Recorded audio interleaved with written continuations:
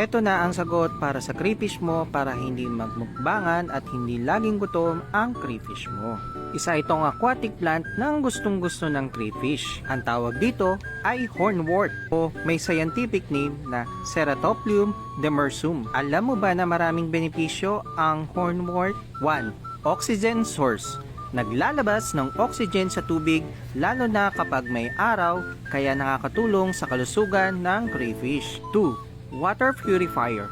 Sumisipsip ng excess nutrients katulad ng ammonia, nitrate, phosphate kaya nakakatulong para iwas lason sa crayfish. 3. Natural shade and shelter. Nagsisilbing taguan ng crayfish lalo na kapag magmomolt sila kaya hindi sila madaling kainin ng ibang crayfish. 4.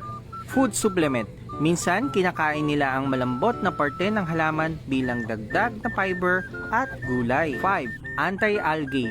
Dahil inuubos niya ang nutrients sa tubig, nababawasan ang pagdami ng algae. 6. Easy maintenance. Hindi na kailangan ng lupa o substrates, lumulutang lang sa tubig kaya madaling ilagay at linisin. Paano sila paharamihin? Ang hornwort ay free-floating plant.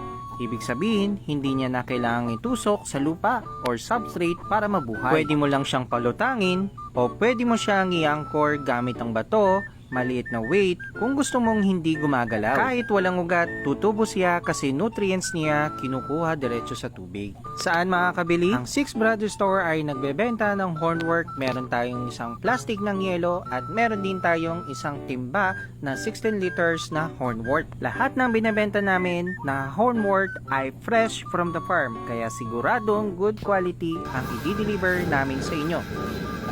Yun lang muna. Maraming salamat. Ciao!